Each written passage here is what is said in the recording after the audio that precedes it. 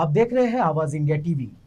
हम सब लोग एक भयंकर त्रासदी से जूझ रहे हैं, कोविड-19। 2019 का अंत, 2020 पूरा साल और 2021 की शुरुआत से लेकर अब तक कोविड-19 ने पूरे देश को झंझोड़ कर रखा है। ऐसे में एक बड़ी समस्या जो उत्पन्न हुई है वो है पेरेंट्स की। बहुत सारे लोगों के जॉब जा चुके हैं, स्कूलें बंद है, कॉलेज बंद है, जॉब भी बंद है, फिर भी कुछ स्कूलें जो है फीस वसूल कर रही है। क्या गाइडलाइंस है सरकारों की?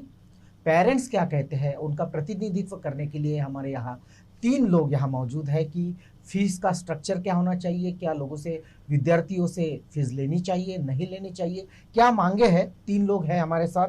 अमित होशिंग जी है, उसके साथ ही एडवोकेट पवन सहारे जी है और अजय चालखुरी जी। तीनों व्यक्ति जो है इसके खिलाफ में लड़ रहे हैं कि फीस कम हो या फीस ना ली जाए।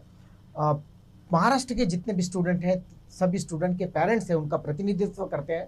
आप तीनों का बहुत बहुत स्वागत। सबसे पहले अजय जी, ये जो फीस है हम लोग जो देते हैं स्कूलों को, वो किसका अधिकार क्षेत्र होता है?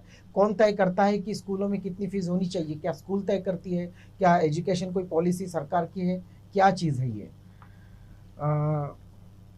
धन्यवाद। आवाज़ इंडिया का मैं पहले कहना चाहूँगा कि उन्होंने ये विषय पे एक चर्चा यहाँ पर आयोजित की है, उसके लिए सबसे प्रथम आपको मैं तहे दिल से धन्यवाद देना चाहूँगा।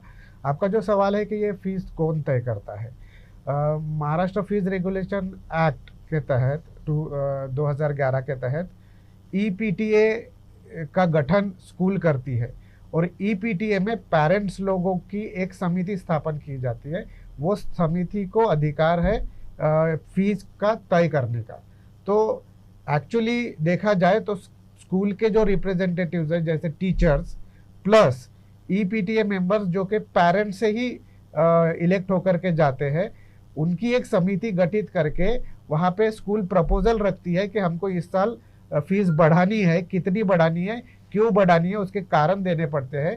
फिर वो समिति के तरफ जाता है प्रपोजल, समिति उसके ऊपर विचार करती है।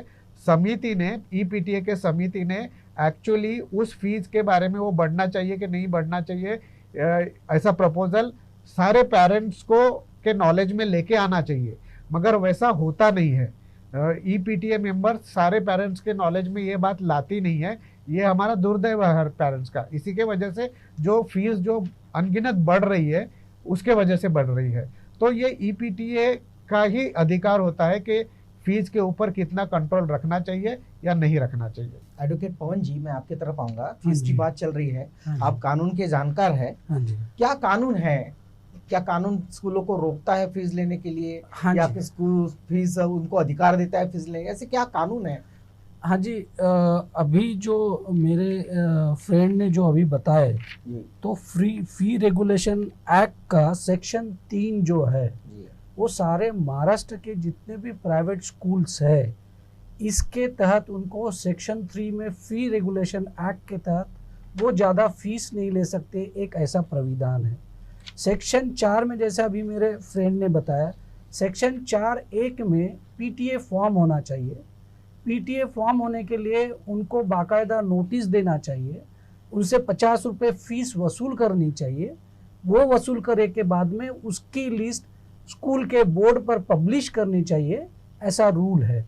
फिर 4(2) में लिखा हुआ है ये एक्ट के, महाराष्ट्र फी रेगुलेशन एक्ट में, उन्हीं में से एक EPTA होती है, एग्जीक्यूटिव कमेटी बोलते हैं जिसको, उसमें स्कूल की प्रिंसिपल उनकी हेड रहती है और ये सारे मेंबर्स रहते हैं एग्जीक्यूटिव कमेटी के। उसमें तय होता है। एक महत्वपूर्ण मुद्दा यह है कि हर 2 साल में 15% तक की फीस बढ़ा सकते हैं। अगर मान के चलो 2020 में अगर स्कूल ने फीस बढ़ाई होगी 15% तक, दैट टू उनको बताना पड़ेगा कि हम फीस क्यों बढ़ा रहे हैं। मान के चलो उनको 21 में बढ़ानी है, तो उनको बताना पड़ेगा कि स्कूल क्या नई फैसिलिटी बच्चों को प्रोवाइड कर रही है, इसीलिए उनका खर्चा बढ़ रहा है, इसलिए हम फीस बढ़ा रहे। ये ऐसा कानून में लिखा हुआ है फी रेगुलेशन एक्ट में। अगर ये बिगर बताए अगर वो करते हैं विदाउट एग्जीक्यूटिव कमेटी के अप्रूवल के अगर फीस बढ़ाते हैं 15% से बढ़ती है तो वो तो असंवैधानिक है। इसीलिए उनको 15% तक ही बढ़ानी है और वो अप्रूवल जब तक एग्जीक्यूटिव कमेटी देती नहीं है तब तक फीस अगर बढ़ाई गई और वो भी 2 साल में एक बार, अगर ऐसा अगर नहीं होता है तो वो सारी फीस बढ़ाई हुई असंवैधानिक माना जाए। अमित जी, आप तो लड़ रहे हैं, अपने लेवल पर लड़ रहे हैं, पेरेंट्स आपके साथ है, लोग चाहते हैं कि फीस कम हो। एक एजुकेशन सिस्टम है महाराष्ट्र में, एजुकेशन मिनिस्टर है, हर जिले में एक एजुकेशन ऑफिसर होता है। इन लोगों का रवैया कैसा रहता है जब आप इन मांगों को लेकर जाते हैं कि फीस कम किया जाए या स्कूल को नोटिस दिया जाए? आपको कहीं सपोर्ट मिलता है इसमें? जैसा आपने कहा सर कि एजुकेशन डिपार्टमेंट, अपने यहाँ पे एजुकेशन डिपार्टमेंट है, एजुकेशन मिनिस्टर है, राज्य मंत्री है और कैबिनेट मिनिस्टर है। तो मैं शुरुआत करूँगा एजुकेशन डिपार्टमेंट से। एजुकेशन डिपार्टमेंट में हम पिछले 3 साल से जा रहे हैं कम से कम, यानी मैं सिर्फ हमारे स्कूल की बात करूँगा और मुझे किसी स्कूल का, किसी व्यक्ति का नाम लेने में कोई झिझक नहीं है। मेरी बच्ची SOS अत्रे लेआउट में पढ़ती है। पिछले 3 साल से 2017 नवंबर दिसंबर से हम लोग एजुकेशन डिपार्टमेंट में जा रहे हैं। कम से कम 50-70 के ऊपर हमने वहाँ पे एप्लीकेशन कंप्लेंट्स कर दी कि स्कूल किस तरीके से बेकायदे तरीके से फीस वसूल रही है। उसके बावजूद भी एजुकेशन डिपार्टमेंट ने उसके ऊपर कोई कार्रवाई नहीं करी है। अब इसमें 2 ही चीज़ें हो सकती है कि एक तो दत्ता मेघी जी की स्कूल है तो उसके वजह से उनको डर लग रहा होगा कि भैया अगर मैंने उन पर कार्रवाई कर दी या कड़ी एक्शन ले ली तो मेरी नौकरी खतरे में आ सकती है, या फिर उनके साथ में कोई अच्छे संबंध होंगे जिसकी वजह से वो सोच रहे होंगे कि भैया ठीक है, नहीं अगर मैं इन पे कार्रवाई कर दूँ तो फिर मेरा ये संबंध उसमें खराब हो जाएंगे। तो ये दुधारी तलवार उनके लिए है, लेकिन उनको ये पहले ये सोचना चाहिए कि वो पहले लोक सेवक है, गवर्नमेंट ऑफिस में काम कर रहे हैं। गवर्नमेंट ऑफिसेस जो है वो पब्लिक सिक्योरिटी और पब्लिक सेफ्टी के लिए, पब्लिक का काम करने के लिए पहले आती है। तो उसके मामले में हमको पिछले 3 साल से किसी से भी हमको कुछ भी मदद मिली नहीं है।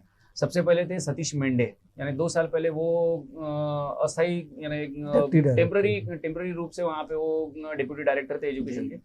उन्होंने हमको यानी क्या बोलते हैं, एक मीठी गोली देने के हिसाब से उन्होंने हमारे लिए 1-2-3 लेटर निकाले, लेकिन वो लेटर में उन्होंने 1-2 चीज़ें ऐसी लिख दी कि जो स्कूल के बेनिफिट की थी, जो हमने उनको इनकार किया था कि सर ये ऐसा लेटर मत निकालो जिससे हमारा कोई उद्देश्य सफल नहीं होगा। उन्होंने हमारी बात नहीं मानी, उन्होंने लेटर निकाला। उसके बाद आए पारधी जी अमरावती के थे, उनको नागपुर का एडिशनल चार्ज दिया गया था। पारधी जी ने हमको थोड़ी बहुत मदद की, लेकिन वो हमसे मिलने से कतराते थे। उन्होंने मैक्सिमम बार जितने भी जो भी काम किए वो सारे व्हाट्सएप और मोबाइल पे ही किए। उन्होंने भी एक लेटर निकाला, लेकिन वो लेटर में भी उन्होंने एक स्कूल को जो बेनिफिट मिलेगा ऐसा, यानी मुझे आज तक ये नहीं समझा। उसके बाद आई अभी नई मैडम आई है जामदार मैडम। वो जामदार मैडम तो सतीश मेंढे जी और पारधी से भी 2 कदम आगे। यानी हमको ऐसा लगा था कि बीइंग अ लेडी ऑफिसर, एक माँ है, एक लेडी है, एक पत्नी है, एक यानी सुशिक्षित लेडी है, तो कम से कम हमको उनसे ये उम्मीद थी कि वो कुछ तो निर्णय लेगी जिससे पालकों को और बच्चों को तकलीफ कम होगी या उनकी तकलीफ एटलीस्ट रुक जाएगी। लेकिन वो इन दोनों से भी 2 कदम आगे निकली। उन्होंने तो ये सारे चीजों से अपना हाथ पल्ला ही झाड़ दिया। उन्होंने तो सीधा सीधा ये कहा कि ये सब करना मेरा काम नहीं है, ये मेरे नीचे के जो लोग हैं, एजुकेशन ऑफिसर्स जो लोग हैं, उनका काम है। मैं अगर ये सारा देखती रहूंगी तो मेरे को तो पूरे विदर्भ का, पूरे क्षेत्र का काम देखना है, रीजन का काम देखना है, तो मैं सिर्फ ये इस पे मैटर पे ध्यान दूंगी तो मैं अपना काम कब करूंगी करके। उसके बाद आते हैं education officer mister Wanjari. He is one of the greatest person which we came across in last 3 years। वो सब चीजों के लिए हाँ बोलते हैं, करते कुछ भी नहीं है। अभी कल परसों की ही बात है, अभी स्कूल वालों ने नया सेशन शुरू किया है, यानी 31 मार्च को एग्जाम खत्म हो गए कुछ क्लासेस के, और 1 अप्रैल से तुरंत नए सेक्शन भी शुरू कर दिए। तो उसमें अब मेरी बच्ची का और SOS के काफी सारे, कम से कम मेरे पास में 70 लोगों की लिस्ट ऐसी है कि जिनका नया सेशन स्कूल वालों ने शुरू ही नहीं किया। क्यों? क्योंकि हमने पिछले साल की फीस नहीं भरी। इसलिए इसके लिए हमने वंजारी जी के यहाँ पे जाके लड़ाई झगड़ा किया, 2 बातें की। उसके बाद उन्होंने कहा कि हाँ मैं एक लेटर निकालता हूँ। वो लेटर उन्होंने ऐसा निकाला है कि जो आप पढ़ के देखेंगे तो आपको लगेगा कि बाबा ये ऑर्डर है, यानी ये सलाह है, ये प्यार वाला लेटर है, कैसा लेटर है। उसमें उन्होंने एक लाइन में स्कूल को लिखा हुआ है की कृपा करून मुलांचे शाळेचे म्हणजे ऑनलाइन क्लासेस बंद करू नये। ऐसी एक लाइन वाला लेटर उन्होंने लिखा है मेरे पास व्हाट्सएप पे। अगर आपको प्रूफ करके चाहिए तो मैं आपको दे सकता हूँ। यानी ऊपर का एक पैराग्राफ अलग लिखा है, रेफरेंस दिया है कि कौन से लेटर पेरेंट लोगों की कंप्लेंट मिली है, और बीच में सिर्फ एक लाइन। अब एजुकेशन ऑफिसर को जब हमने प्रूफ दे दिया, जब उनके पास में कायदे ने, जैसा सारे जी ने बताया कि उनके पास में कायदा है, कायदे के एक स्ट्रॉन्ग अधिकार है, तो वो स्ट्रिक्ट एक्शन नहीं लेते। तो इससे ये साबित होता है कि पिछले 3 साल से पालक लोग नागपुर के लड़ रहे। अब ये तो सिर्फ अत्रे लेआउट की बात हो गई। ऐसे कम से कम 40 स्कूल है जिन्होंने कम से कम सैकड़ों से ऊपर कंप्लेंट दे दी एजुकेशन ऑफिसर को, लेकिन वो वहाँ पे निठल्ले बैठे हुए, नाकाम बैठे हुए, उनको 10 बार बोलने के बावजूद भी वो काम नहीं कर रहे। इसमें हमको सिर्फ एक यानी आशा की किरण हमको दिख रही है, वो है श्री माननीय बच्चू कडू जी, जो अपने राज्य शिक्षा मंत्री है, और उनके पीए मोहर जी। उन्होंने हमारे लिए पिछले 2-3 महीने में काफ़ी जद्दोजहद करी है, एजुकेशन ऑफिसर्स के साथ में काफ़ी सारी मीटिंग्स करी है। बच्चू जी ने कल फिर से एक मीटिंग ली थी, उसमें एजुकेशन डिपार्टमेंट के लोगों को उनको क्लियर कट इंस्ट्रक्शंस दिए हैं कि अभी अगर 8 दिन के अंदर अगर आप कार्रवाई नहीं करेंगे तो सबसे पहली कार्रवाई स्कूल को छोड़ के आप पे की जाएगी, क्योंकि एजुकेशन डिपार्टमेंट को प्रूफ देने के बाद उनको दिख रहा है, उनके खुद के अहवाल में, यानी उन्होंने ऑडिट किया, उन्होंने जांच की, उनके खुद के अहवाल में उन्होंने स्कूल के काम करने में त्रुटियां निकाली है कि जो काम कायदे से नहीं हो रहा है। अगर आपको खुद को मालूम है तो फिर आप एक्शन लेने से रुक क्यों रहे, या आपको किस चीज़ का डर लग रहा है, हमको पता नहीं। तो ये यानी बहुत ही निंदनीय और दुखद सिचुएशन है कि ये पैंडेमिक में भी एजुकेशन ऑफिसर अपना पूरा पगार ले रहे हैं, वहाँ पे बैठे हैं, लेकिन पेरेंट लोगों का कुछ काम नहीं कर। अजय जी, ये जो टीम होती है, एपीटीए टीम होती है, उसके आप मेंबर भी है, क्या स्कूल वाकई में ये टीम बनाती है उद्देश्य पूर्ति के लिए, या सिर्फ खाना पूर्ति होती है? ये टीम वो काम करती है, करने देती है टीम को स्कूल काम? एक्चुअल सामंजस्य कैसा होता है स्कूल मैनेजमेंट में और इस टीम में, और क्या वाकई में बाकी स्कूलों ने भी इस तरह की टीमें बनाई है? देखिए, पहले बात तो ये शिक्षण उपसंचालक का ऑर्डर है 15 दिसंबर 2020 का। इसमें उन्होंने इंक्वायरी की ईपीटीए के बारे में, मैं नारायण विद्यालय की बात कर रहा हूँ। ऐसा ही जो है सारे स्कूलों में, जो प्राइवेट अनएडेड स्कूल है, करीब करीब ऐसा ही मोडस ऑपरेंडी है ईपीटीए के बारे में। इसमें ये ऑर्डर में देखो, इन्होंने क्लियर फाइंडिंग है, रिपोर्ट है, जो इंक्वायरी करने गए थे ऑफिसर्स, उनको पता चला कि ईपीटीए का गठन सही तरीके से जो बाय लॉ बनना चाहिए वैसा नहीं गठित हुआ। यानी ईपीटीए गठित ही वैसा नहीं हुआ तो वो सक्षम ही नहीं है फीस यानी डिसाइड करने के लिए, तो वो रद्द हो जाती है। तो फिर तुम फीस हाइक कर कैसे रहे हो? दूसरी बात, ये क्या करते हैं कि ये ईपीटीए फॉर्मेशन के वक्त स्कूल एक सिलेक्टेड जो अपने गुटफेत में जो पेरेंट्स है उनको बुला लेते हैं और पूछते हैं कि भाई आप ईपीटीए मेंबर्स बनते हो क्या? वो बोलते हैं हाँ ठीक है, मगर वो पेरेंट्स को भी पता नहीं होता है कि अपने कर्तव्य क्या है। हम लोग पेरेंट्स को रिप्रेजेंट कर रहे हैं, मगर उनको खुद को पता नहीं होता है कि ये ईपीटीए मेंबर हम बनने के बाद हमको करना क्या है। स्कूल जैसा बोलेगी, जहां साइन करने के लिए बोलेगी वहां साइन करते हैं।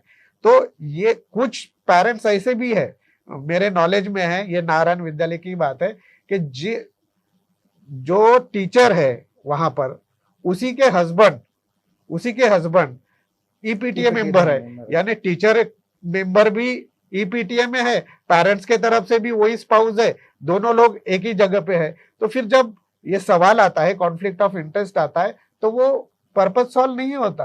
तो इस तरीके से यानी इलीगल तरीके से ईपीटीए का गठन हर स्कूल में किया गया है, और ईपीटीए के मेंबर्स को ये अपने कर्तव्य पता ही नहीं कि अपने को करना क्या है, क्या अथॉरिटी को पूछना है, फीस के बारे में क्या क्या रूल्स है जिसको तुमको फॉलो करके उनके निदर्शन में लाके देना है कि भाई ये परमिसिबल नहीं है, ये नहीं है, ये ऐसा नहीं है। और इसके अलावा भी जो ईपीटीए गठित होती है उसमें 50% ऑफ वुमेन का रिप्रेजेंटेशन है, SC ST बैकवर्ड क्लास का भी प्रतिनिधि वहां पे जाना चाहिए, ऐसा भी लॉ है। तो ये जो नॉर्म्स है, ये नॉर्म्स कहीं फॉलो ही नहीं किए गए हैं।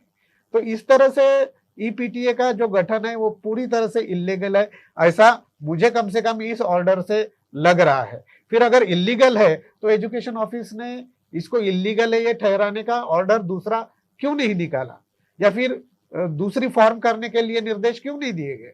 तो ये एडवोकेट साहब, पवन जी, हाँ जी, जैसे कि चालकोरे साहब बोल रहे हैं कि ये इलीगल है, और इस तरह से एपीटीए टीम जो गठित हुई, जो उनके फेवर के लोग हैं उन्हीं को लिया जाता है, या मैनेजमेंट से जुड़े जो पेरेंट्स हैं उन्हीं को लिया जाता है। हाँ जी। कानून में क्या चीज है? अगर इस तरह से इलीगल फीस के बारे में, एपीटीए टीम के बारे में अगर कोई इलीगल एक्टिविटी हो रही है, जबरन फीस वसूली जा रही है, या किसी स्टूडेंट के, जैसे कि अमित सर ने कहा, उनके ऑनलाइन क्लासेस ही शुरू नहीं हो गए, हाँ जी। तो क्या स्कूलों पे कानूनन ऐसी कोई कार्रवाई हो सकती है? स्कूलों के साथ ये जो अधिकारी जिनकी चर्चा चल रही है, जो हाँ जी। जितने भी नाम हमने गिनवाए हैं, हाँ जी, क्या इन अधिकारियों पर भी कोई कानूनी कार्रवाई हो सकती है? क्या हाँ जी। कानून में ऐसा कोई प्रावधान है? हाँ जी, Maharashtra education institutions regulation of fee act 2011 में सेक्शन 16 में ये प्राविधान है, अगर स्कूल जबरदस्ती फीस वसूल करती है, अगर पीटीए उनका बरोबर फॉर्मेशन नहीं होता है, तो सेक्शन 16 में मैंने जो अभी एक्ट बताया, Maharashtra education institutions regulation of fee act 2011 में प्राविधान है, वो स्कूल के अगेंस्ट में डिप्टी डायरेक्टर, पहले तो स्टेट गवर्नमेंट ले सकती है, और स्टेट गवर्नमेंट और डिप्टी डायरेक्टर ऑफ एजुकेशन, उनको पावर दिया गया है कि वो स्कूल के अगेंस्ट में कार्रवाई कर सकती है।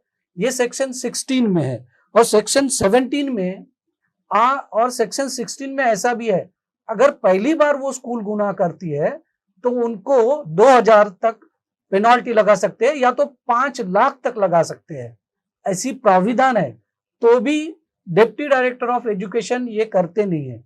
सेक्शन 17 में जो है Maharashtra education of institution regulation of fee act में, सेक्शन 17 में डिप्टी डायरेक्टर को पावर दिए गए हैं कि वो मैनेजमेंट के अगेंस्ट भी वो एक्शन ले सकते हैं। अगर उनका पहला गुना होगा तो उनको 5 लाख तक, दूसरा गुना होगा तो 10 लाख तक फाइन लगा सकते हैं, तो भी ये लोग करते नहीं है। इसके बाद में एक प्रोविजन ऐसा है, 19 में पेनल्टी है, 19 में ये लोग सेक्शन 19 जो है उसके तहत इनके विरुद्ध कार्रवाई कर सकते हैं, क्योंकि 19 में महाराष्ट्र गवर्नमेंट ने ये एक्ट में उनको पावर दिया गया है, ये एक्ट जब एनेक्टमेंट हुआ तो, लेकिन ये करते नहीं है। अभी जैसा कि डिप्टी डायरेक्टर जो एजुकेशन है ये भी कार्रवाई नहीं करते, तो इनके अगेंस्ट में अभी एक सुप्रीम कोर्ट का 30 अप्रैल 2019 को एक ऑर्डर निकला है, Maglani versus state NCT of Delhi criminal appeal 744/2019। इसमें दिया गया है कि डिप्टी डायरेक्टर भी जो है वो लोक सेवक है, अगर वो अपने कर्तव्य नहीं करता है तो section 197 of Indian of criminal procedure code के तहत उसके अगेंस्ट में कार्रवाई की जा सकती है। वैसे ही क्रिमिनल प्रोसीजर कोड में अगर वो स्कूलों को मदद करते हैं, अगर ये स्कूल पीटीए बरोबर फॉर्म नहीं होती है और पीटीए फॉर्म नहीं हुई तो ईपीटीए गलत हो गई है, जैसा मेरे दोनों दोस्तों ने जो बताया है, होशिंग साहब ने और अजय साहब ने जो बताया है कि रिकवरी निकली है, लेकिन रिकवरी के बाद में क्या है, रिकवरी के बाद में भी उनके अगेंस्ट में कार्रवाई नहीं की जाती है, तो वो अपने कर्तव्य में या अपना काम नहीं करे। तो 107 जो है, 107, 119, 120 इसके तहत उनके क्रिमिनल प्रोसीजर कोड में उनके विरुद्ध भी कार्रवाई की जा सकती है, लेकिन तो भी इतना सारा कुछ रहे के बाद में भी कोई कार्रवाई नहीं हो रही है। और पेरेंट्स लोगों की, सारे प्राइवेट स्कूल में ये हो रहा है साहब, सारे प्राइवेट स्कूल के, हम जो बैठे हैं हम दो अलग अलग स्कूल के हैं, लेकिन हम लोगों ने अभी ये 3 साल से, जैसा होशिंग साहब ने बताया, अजय साहब ने बताया, ये लड़ाई हम पिछले 3-4 साल से रेगुलर लड़ रहे हैं, लेकिन कोई उसका, हम बच्चू कडू साहब का और जैसा साहब ने बोला होशिंग साहब और मोहर साहब का, इनका हम सही में धन्यवाद देना चाहते हैं। ये लोग हमको खूब मदद कर रहे हैं, और हम लोग जितनी भी कार्रवाई कर रहे हैं हम ये कानून के दायरे में रह के कर रहे हैं। हमारा कहना ये मत नहीं है किसी भी प्राइवेट स्कूल को कि आप फीस मत लो, हमारा कहना है जो कानून में लिखा है उसके तहत आप फीस लो। हम कभी नहीं चाह रहे कि आप फीस मत चार्ज करो। जैसे अभी सुप्रीम कोर्ट का एक जजमेंट आया है जिसके तहत सुप्रीम कोर्ट बोलता है ये पैंडेमिक में 50% तक फीस लो। हमारे सारे स्कूल वालों ने, सारे हम लोग जो बैठे हैं, हमने सब स्कूलों को बाकायदा रिटर्न में दिया है कि आप 30% या 50% फीस लो, हम देने तैयार है। और जो हमसे फीस चार्ज की जा रही है, जैसा कुछ स्कूलों ने कंप्यूटर फीस चार्ज की है, अब जबकि बच्चे स्कूल में जा ही नहीं रहे तो कंप्यूटर फीस क्यों देंगे? लाइब्रेरी उनकी यूज नहीं हो रही है तो लाइब्रेरी की फीस क्यों दे? जैसा अभी स्कूल में हम बच्चे जा ही नहीं रहे तो स्कूल का इलेक्ट्रिसिटी का पैसा बच गया, मेंटेनेंस का बच गया, तो भी वो सारे खर्चे पेरेंट्स से वसूल, फीस, लेबोरेटरी फीस, ट्रांसपोर्टेशन, कुछ फीस तो यानी सारे साहब, इसमें मैं और ऐड करना चाहूंगा, कुछ स्कूल तो ऐसे है जो माँ बाप ने पिछले साल यानी 2020 में जब लॉकडाउन लगा था तो वो अप्रैल सेशन की ट्रांसपोर्टेशन की फीस एडवांस में लेते हैं, तो कुछ माँ बाप ने जो 15,000 ऑलरेडी भर दिए थे तो स्कूल अभी बोलती है कि वो जब ट्रांसपोर्टेशन शुरू होगा तब हम वो फीस उसमें एडजस्ट करेंगे, यानी 15,000 रुपए अगर समझ लीजिए 10 लोगों से लिए तो 1.5 लाख रुपए का ये उस पर ब्याज खाएंगे, लेकिन वो पैसे ये फीस स्कूल फीस की तरफ ट्रांसफर करने के लिए, कन्वर्ट करने के लिए रेडी नहीं है।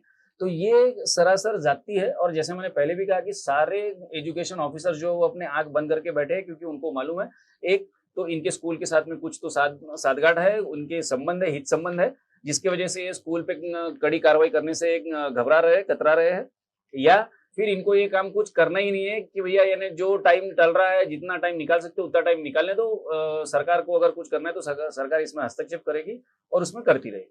जैसे कि अमित सर ने कहा कि वो अंदर की जो भड़ास है उन्होंने निकाली कि अधिकारी जिनको हमारे टैक्स से पेमेंट जाता है वो हमारे तरफ ध्यान नहीं देते, बच्चों का जो भविष्य है वो भविष्य खतरे में आ रहा है, क्योंकि वैसे भी स्कूलें पैंडेमिक के कारण नहीं हो रही। मैं आपसे कहूंगा कि इस तरह के जितने भी वाकये हो रहे हैं तो क्या स्कूल को पूरी तरह से जो उसका रजिस्ट्रेशन है या उसकी मान्यता है, क्या सरकारें उसको मान्यता रद्द कर सकती है? अगर कर सकती है तो भी सरकारें उस पर ध्यान क्यों नहीं दे रही है?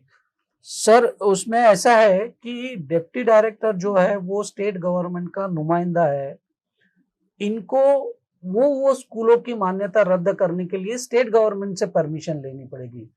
डिप्टी डायरेक्टर ने उन स्टेट गवर्नमेंट को लिखना पड़ेगा कि ये खामियां मुझे स्कूल में दिख रही है, तो ये हमने बार बार उनको विनती की या लेटर दी, शोकॉज नोटिस दिए, तो भी वो एक्ट के हिसाब से काम नहीं कर रहे, तो हमको उनकी मान्यता रद्द करना है, ऐसी परमिशन लेनी पड़ेगी स्टेट गवर्नमेंट से, और उसके बाद में स्कूल की मान्यता भी रद्द कर सकते हैं कानूनन। बिल्कुल, स्कूल की मान्यता रद्द हो सकती है। हाँ जी।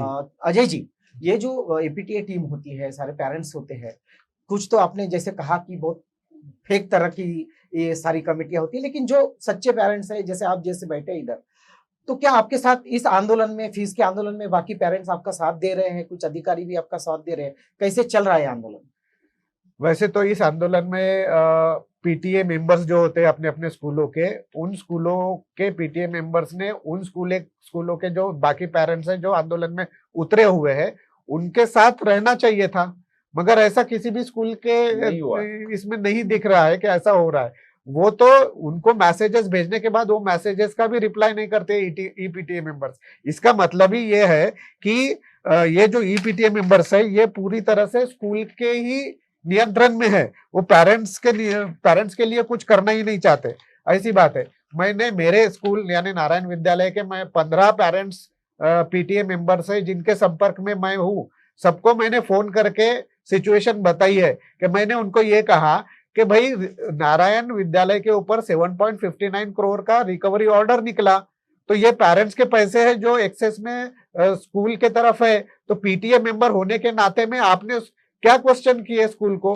वो वापस देने के लिए आपके तरफ से कौन से एफर्ट्स हुए? तो कोई भी पीटीए मेंबर हमको उसका जवाब देने के लिए तैयार नहीं है। फिर वो किसको रिप्रेजेंट कर रहे हैं? वो पेरेंट्स को रिप्रेजेंट नहीं कर रहे, इसका मतलब वो स्कूल को रिप्रेजेंट कर रहे हैं, स्कूल के कंट्रोल में है। इसलिए अभी हमारा नेक्स्ट स्टेप हम ये लेने वाले हैं कि पीटीए मेंबर्स के साथ एक्चुअली 26 सितंबर को मैंने एक स्कूल में लेटर दिया था कि हमारा कोई संपर्क स्कूल पीटीए मेंबर से होने नहीं देती, सिर्फ उन्होंने वेबसाइट पे उनके नाम और फोन नंबर पब्लिश किए है, वहां से मैंने उनके नाम और फोन नंबर लिए और हर पीटीए मेंबर को कांटेक्ट किया।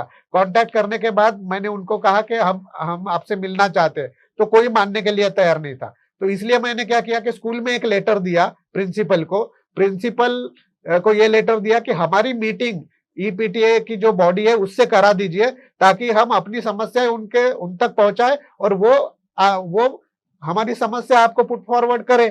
तो स्कूल को वो 26 सितंबर 2000 को ये लेटर हमने दिया था, स्कूल ने उसके ऊपर कोई रिप्लाई नहीं किया। रिप्लाई तो छोड़ो, हमको नहीं किया होगा रिप्लाई, मगर स्कूल के प्रिंसिपल ने ईपीटीए मेंबर तक को इसके बारे में खबर नहीं दी कि पेरेंट्स आपके साथ मीटिंग करना चाहते हैं।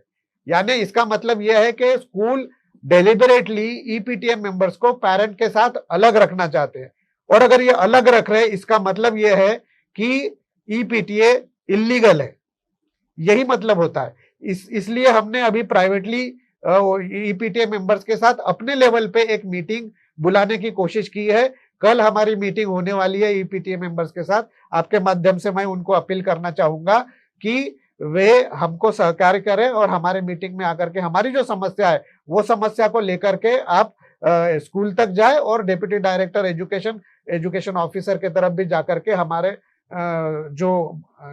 जो मांगे हैं उसके लिए अपने तरफ से भी कुछ प्रयास करें, ये हम आपके माध्यम से उनको बिल्कुल विनती करना चाहते हैं। एडवोकेट साहब, न्यायिक तैयारियां क्या चल रही है? न्यायिक लड़ाई कैसी होगी इस तमाम आंदोलन में कि फीस कम हो और स्कूलों की ये तानाशाही है, ये तानाशाही को कैसे ब्रेक किया जाए, इसके लिए न्यायिक लड़ाई का क्या आपने सोच कर रखा है? सर हम तीनों के स्कूल वालों ने मिलकर हमने एक पब्लिक इंटरेस्ट लिटिगेशन डाला है, लेकिन ये पैंडेमिक के वजह से सिर्फ अर्जेंट मैटर लिए जाते हैं, इसलिए वो मैटर सर्कुलेट नहीं हुआ है। इन बिटवीन 52 स्कूलों ने नागपुर हाईकोर्ट में एक पिटीशन डाली है जिसमें उन्होंने फीस वसूल ना करने के लिए रिट पिटीशन डाल के उसमें स्टे लिया है। उसमें एक सिविल एप्लीकेशन भी लगाई थी उन्होंने कि स्कूलों के जितने भी एजुकेशन डिपार्टमेंट के अधिकारी है उनके स्कूल में ना जाने ना दिया जाए, ऐसा उन्होंने स्टे भी लिया है। सर मैं एक बात बताना चाहता हूँ सर, 21 अप्रैल 2020 को नेशनल कमीशन जो है उन्होंने एक स्टेट गवर्नमेंट को एक लेटर इशू किया था, सारे स्टेट गवर्नमेंट के स्कूलों को और अधिकारियों को, कि ये पैंडेमिक में आप बच्चों को हरास नहीं कर सकते, पेरेंट्स को हरास नहीं कर सकते फीस के लिए। ये लेटर रहने के बावजूद भी एजुकेशन ऑफिसर और डिप्टी डायरेक्टर स्कूलों के मदद से या स्कूल उनके मदद से SMS भेज के अभी भी तकलीफ दी जा रही है। ये कानून में लिखा हुआ है, लेकिन कानून को जैसा अब डिप्टी डायरेक्टर ने मैंने जैसा बताया सेक्शन 16 में उनके अगेंस्ट में कार्रवाई कर सकते हैं, लेकिन वो नहीं हो रही है। सर बॉम्बे हाईकोर्ट का जजमेंट है उनका WP नंबर 76/2019, इसमें स्पेसिफिक लिखा हुआ है, बॉम्बे हाईकोर्ट का जजमेंट है 2019 में, उसमें बोला गया है कि PTA और EPTA अगर बराबर फॉर्म नहीं हुए उनके सम्मति के बगैर आप फीस वसूल कर सकते नहीं है। इतना क्लियर कट रहे कि भी बाद में सर स्कूल मनमानी फीस वसूल कर रही है। सर एक जजमेंट भी जो बहुत पुराना है, TMA pi foundation versus state of Karnataka, ये बहुत बड़ा जजमेंट है, इसमें भी वही चीजें बोली गई, उसके बेसिस पर अभी सारे जजमेंट हो रहे सर, लेकिन कानून को कोई मानता नहीं है। यहाँ जिसकी लाठी उसकी भैंस है सर। जो अधिकारी बैठे हैं, मैं इसीलिए बार बार बोलना चाहता हूँ कि डिप्टी डायरेक्टर या शिक्षण अधिकारी को स्टेट गवर्नमेंट ने पावर दिया गया ये एक्ट के अंदर, लेकिन वही अपने कर्तव्य से पीछे जा रहे हैं। इसलिए मैं आपके माध्यम से मैं ये सारे पेरेंट्स और मैं एक रिक्वेस्ट करना चाहता हूँ कि हम लोग जो लड़ाई कर रहे हैं, जो डिफरेंट स्कूल के पेरेंट्स लोग, जो पेरेंट्स और से जो चुपचाप बैठे हैं, हमने कभी किसी स्कूल को मना नहीं की फीस वसूल करने के लिए, लेकिन जो कानून है वो फीस वसूल की जाए। तो हम ये आपके माध्यम से सारे पेरेंट्स को ये हम रिक्वेस्ट करते हैं कि ये सारे मुहिम में सारे पेरेंट्स भी हमारे साथ में जुड़े। जैसे अभी मेरे भैया ने, अजय भैया ने बोला कि PTA जो मेंबर है वो हमको सपोर्ट करे, जैसा होशिंग साहब ने बोला है कि हम इतने साल से लड़ रहे, तो जो बाकी पेरेंट चुपचाप बैठे हैं वो भी हमको मदद करे। हम कानूनन लड़ाई लड़ रहे हैं, हम कोई कानून के बाहर नहीं। इसलिए मैंने पहला शब्द बोला कि हम कानून के दायरे में रह के ये सारा कुछ कर रहे हैं, हम इलीगल कुछ भी नहीं कर रहे हैं, ना हम स्कूल की बदनामी कर रहे हैं, हम तो कानून के दायरे में रह रहे। तो हमारी ऐसी आपसे गुजारिश है, और हम सही में हम तीनों लोग फिर एक बार आपका शुक्रिया अदा करते हैं कि आवाज़ TV ने हमारी बात सुनी और आवाज़ TV हमारी बात रख रही है। तकलीफ ये है, जैसा इन्होंने कहा कि मैक्सिमम पेरेंट्स जो है वो घर पे सोए हुए हैं, उनको सब कुछ चाहिए व्हाट्सएप पे, यानी सिर्फ अभी यानी क्या बोलते हैं उसको, सिर्फ बच्चे अभी सिर्फ व्हाट्सएप पे पैदा नहीं हो सकते, बाकी सब कुछ व्हाट्सएप पे हो रहा है, तो उनको ये चाहिए। आपको झूठ लगेगा सर, कुछ पेरेंट ऐसे थे जो एजुकेशन ऑफिस में, यानी जिस दिन वो रिकवरी का ऑर्डर निकला, SOS के ऊपर 1,44,00,000 का अतरे लेआउट किए, सिर्फ एक ब्रांच पे 3 साल का सिर्फ 1,44,00,000 का निकला है। तो जिस दिन वो ऑर्डर की कॉपी ग्रुप्स में सर्कुलेट हो गई, तीसरे दिन जब हमारी मीटिंग थी, आपको झूठ लगेगा वहाँ पे 2 लेडीज और एक जेंट्स खड़े थे, हाँ सर पैसे कुटना नहीं कोना करने गए, यानी उनको ये तक नहीं मालूम कि भैया कार्रवाई हो गई, 1,44,00,000 की रिकवरी निकल गई, इसका मतलब ऐसा है कि पैसे लेने के लिए आपको मेरे को जाने का है। लेकिन उसके पहले और उसके बाद में क्या हुआ उसमें उसको कोई इंटरेस्ट नहीं है। अभी भी मैं पेरेंट लोगों को आह्वान कर रहा हूँ, अभी भी मैं स्कूल के ग्रुप पे लिख रहा हूँ कि जिन बच्चों के माँ बाप के या जिन बच्चों के ऑनलाइन क्लासेस बंद है, कृपा करके अपना नाम नंबर लिख के मेरे को व्हाट्सएप पे भेजे, ताकि मैं उसके अगेंस्ट में मैं कंप्लेंट कर सकूँ। तो पेरेंट लोग मेरे को फ़ोन करके पूछते हैं या मैसेज करते हैं, सर कुछ गलत तो नहीं होगा, ये तो नहीं होगा, यानी किस डर में रह रहे पेरेंट लोग। सबको अपनी जान, अरे जान प्यारी है ठीक है, लेकिन कम से कम दूसरा कोई लड़ रहा है तो उसको मदद तो करो। ठीक है, आपको आगे नहीं आना, आप में उतनी हिम्मत नहीं है, आप अगर नहीं कर सकते तो कम से कम जो आगे बढ़ रहे हो उनको सपोर्ट करना। अगर तुमको जो तकलीफ है वो तकलीफ अगर आप ही खुद होके अगर नहीं बोलोगे कि मेरे को तकलीफ है, तो सामने वाला कैसे जानेगा कि आपको तकलीफ है करके। डॉक्टर के पास जाने के बाद बताते हैं ना, भैया पेट में दर्द है, सर में दर्द है, गले में दर्द है, चाहे अपनी शक्ल की तरफ देख के डॉक्टर पहचान नहीं सकते कि भैया इसको कहाँ दर्द है करके। सेम चीज़ है, पेरेंट लोगों को आपके माध्यम के थ्रू मैं आह्वान करना चाहता हूँ कि डरने की कोई बात नहीं है। अपने कॉलेज के दिन, अपने स्कूल के दिन, मस्ती के दिन याद कीजिए कि वो टाइम पे अगर आपके साथ में कोई अड़ता था, लड़ता था, तो आप किस एटीट्यूड में उनसे विरोध करते थे। वही एटीट्यूड, वही रग, वही मस्ती अपने को अभी वापस लानी है। और ये जो तानाशाही तरीके से जो स्कूल लोग पैसे वसूल कर रहे हैं, जिनकी बदमाशी चालू है, जिनको स्कूल एजुकेशन डिपार्टमेंट का सपोर्ट मिल रहा है, वो हमको इसको बाहर निकाल करना है। नहीं तो आप अपने खुद के बच्चों को आगे चल के जवाब नहीं दे सकेंगे। जब बच्चे पूछेंगे कि अरे मेरे दोस्त के वो पिताजी तो लड़ रहे थे, आप क्यों नहीं गए, आपने तो कुछ भी नहीं किया। हाँ, आपके पास ज़्यादा पैसे है तो आप ज़रूर फीस भरिए, बेकायदेशीर यानी इलीगल फीस, जो भी फीस मांग रही है स्कूल, वो आप पैसे भरिए और फिर साइड में हो जाइए। आंदोलन में आने की ज़रूरत नहीं है। लेकिन अगर आपको आपके हक के लिए लड़ना है, अगर सही चीज़ के लिए लड़ना है बच्चों के सामने, अगर आपको सही प्रिंसिपल, सही एग्जाम्पल्स रखने हैं, तो मैं आपको रिक्वेस्ट करता हूँ, आह्वान करता हूँ, गुजारिश करता हूँ कि आप आइए, हमारे साथ में लड़िए। दूसरी चीज़, अभी पॉलिटिशियन की तरफ, यानी ये मैंने अपने पहले दूसरे एक चैनल के इंटरव्यू में भी कहा था कि कोई भी पॉलिटिकल पार्टी ये पेरेंट लोगों के मुद्दे को ऊपर क्यों नहीं उठा रही। यानी पेरेंट्स छोड़िए, मैं तो बोलता हूँ कि इतनी करोड़ों के तादाद में वोट बैंक है, यानी फॉर एग्जांपल अगर कोई भी एक पॉलिटिकल पार्टी इस विषय को लेती है और उनमें उसको सक्सेस मिलता है, तो कितने सारे पेरेंट लोगों का मत उनको मिल सकता है या मिलने की चांसेस है।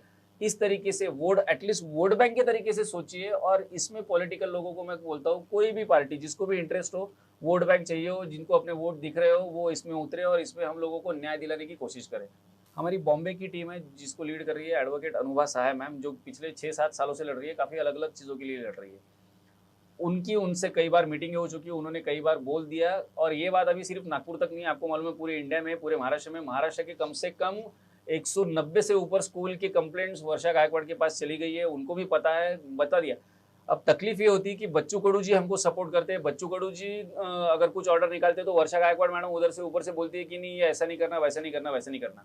तो अभी इसमें काफ़ी बड़ा सवाल खड़ा होता है कि तुम्हारे पास में अगर पूरे प्रूफ्स है, तुम्हारे ही एजुकेशन डिपार्टमेंट ने निकाला हुआ अहवाल है कि भैया स्कूल में इतनी सारी इरेगुलरिटीज चल रही है, इतना सारा बेकायदेशीर काम चल रहा है, तो आपको भी किसने रोका है या क्या चीज़ रोक रही है आपको इन स्कूलों पे एक्शन लेने से।